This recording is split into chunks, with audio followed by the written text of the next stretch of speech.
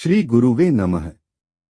मित्रों, आज हम इस वीडियो में हम तंत्र और विज्ञान के विषय में चर्चा करेंगे। तंत्र विज्ञान है और विज्ञान तंत्र है। जिस तरह ज्ञान विज्ञान का अंत नहीं है, उसी प्रकार तंत्र भी असंख्य है। जैसे वेद और वेद शास्त्र में योग और योग शास्त्र में भेद होता है, उसी प्रकार तंत्र और तंत्र शास्त्र में भी भेद है। मंत्र शक्ति और मंत्र शक्ति के कार्य करने की युक्ति तंत्र है और तंत्र की पद्धतियां बताने वाला शास्त्र तंत्र शास्त्र है।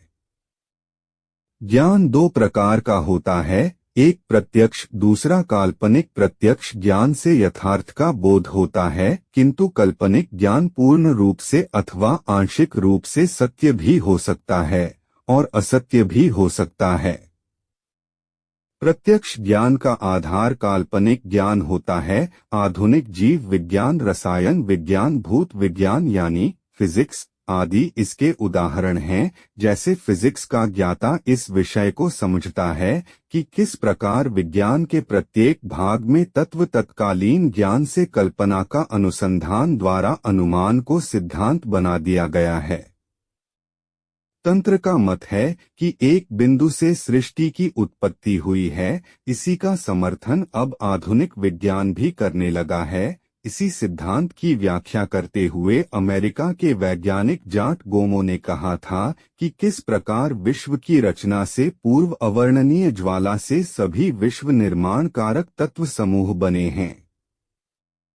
इस महती ज्वाला में अणु क्या परमाणु का भी पता नहीं था, केवल एक प्रकार से स्वच्छंद विद्युत कण न्यूट्रॉन की धारा का प्रवाह था। तंत्र के अनुसार गामो द्वारा प्रतिपादित महाज्वाला की तुलना हमारे वर्तमान ब्रह्मांड के सौरमंडल की अंतर्ज्वाला से नहीं की जा सकती, क्योंकि हमारे सूर्य की अंतर्ज्वाला का तापमान केवल 4 करोड़ डिग्री है और विश्व रचना से पूर्व के ताप का तो अनुमान ही नहीं किया जा सकता है, जिसकी गर्मी करोड़ों लाखों वर्षों बाद भी जब कुछ शांत हुई तब सूर्य और नक्षत्र बने। तंत्र में उस कल्पनातीत महाज्वाला को कोटि सूर्य प्रकाशा अध्याशक्ति कहा गया है। उस समय यह अध्याशक्ति अकेली थी। दिशाएं दिक् शक्ति और सदाशिव प्रेत हो रहे थे और कौल शक्ति एवं महाकाल स्तब्ध पड़े हुए थे।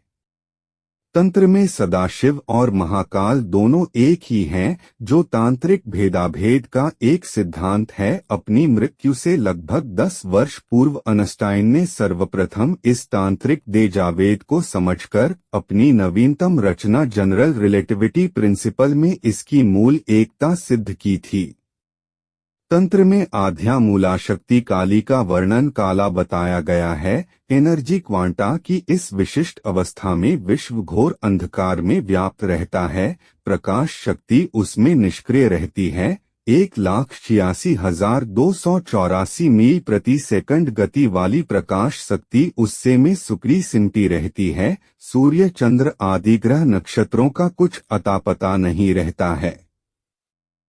इस क्वांट एनर्जी का प्रतीक जिस प्रकार तंत्र में बिंदु माना गया है, उसी प्रकार अब आधुनिक विज्ञान भी मानने लगा है। बिंदु केंद्र का प्रतीक है। इससे अधिक आधुनिक विज्ञान इसके संबंध में अभी तक कुछ नहीं जान पाया है। बिंदु अपने रूप में अलक्ष्य है, इसलिए अव्यवहार्य होने के कारण अव्यक्त कहा जाता है। अव्यक्त बिंदु की अभिव्यक्ति का जो कर्म आधुनिक विज्ञान बताता है, बिल्कुल वही कर्म तंत्र में भी बताया गया है। बिंदु की पहली व्यवस्था है, इस त्रिकोण में दिक् स्पेस के 3 डायमेंशन और एक काल डायमेंशन परस्पर नित्य संबद्ध है। एक त्रिकोण नहीं बनता बल्कि अनेक त्रिकोण इसलिए बनते हैं कि सभी प्रकार की शक्तियों का मूल इलेक्ट्रोमैग्नेटिज्म विविध प्रकार की गति लेता है। उसके विभिन्न प्रकार की गतियों के ग्रहण से विभिन्न त्रिकोण बनते हैं। विश्वरूपनी षोडशी के श्री यंत्र में यही सिद्धांत दृष्टिगत है। आध्या के यंत्र भी केवल 5 त्रिकोण है, इसलिए कि वह आदि अवस्था का बोधक है। आदि में आकाश व वाष्प वेपर ही दिक स्पेस में था। इसके बाद वायु व वायु ने अपनी एक प्रकार की गति से अग्नि तत्व उत्पन्न किया। अग्नि तत्व ने जल तत्व या द्रव्य तत्व उत्पन्न किया। जल तत्व की गर्मी पर्याप्त मात्रा में कम होने पर पृथ्वी या ठोस पदार्थ बना। करोड़ों अरबों वर्षों तक यह दशा रहने के बाद दिक अर्थात सदाशिव की ग्रेविटेशन शक्ति और महाकाल ने अनेकानेक तत्वों एलिमेंट्स की सृष्टि की है। इसी सिद्धांत के उदाहरण श्री यंत्र के इतने त्रिकोण हैं। त्रिकोण के बाहर या पश्चात जो वृत्त है वह शक्ति की रेडिएशन का घोतक है। इस वक्त पर जो दल है वह शक्ति के विभागों के घोतक हैं। सबके पश्चात भूपूर्व विश्व की सीमा होने से शक्ति गति क्षेत्र है। अभी तक पाश्चात्य विज्ञान विश्व को असीम मानता था, किंतु आइंस्टाइन ने गणित द्वारा यह सिद्ध कर दिया है स्पेस सीमित है पर घिरा हुआ नहीं है। तंत्र का यह कथन है कि स्वयं वही अनादि अनंत महाशक्ति अपने को जानती है, दूसरा कोई उसे जान नहीं सकता है। आधुनिक विज्ञान यह भी कहता है कि ज्यों-ज्यों गणित के साधन बढ़ते हैं वैसे वैसे ज्ञेय दूर होता जा रहा है। सत्य पदार्थ का ज्ञान तो होता नहीं, केवल क्यों होता है, किस प्रकार होता है, इसी का आंशिक ज्ञान प्राप्त होता है। वर्तमान भौतिक या आधिदैविक क्षेत्र में जाने की आवश्यकता का अनुभव करने लगा है।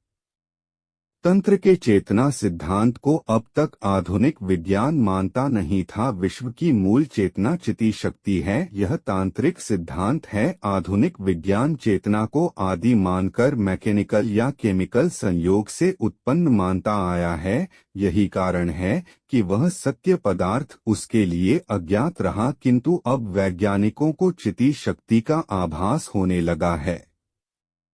पाश्चात्य लोगों ने प्राचीन समय में यहाँ पर यात्राएं की और यहाँ के तंत्र ग्रंथ अपने साथ लेकर गए, उन पर शोध किया और आधुनिक विज्ञान का निर्माण किया। आज भी सब जानते हैं कि संस्कृत कंप्यूटर सॉफ्टवेयर की मुख्य भाषा है। हम लोग अपनी संस्कृत को भूलकर अंग्रेजी भाषा में लिप्त हो गए और अपने पूर्वजों का वह विज्ञान समझ ही नहीं पाए।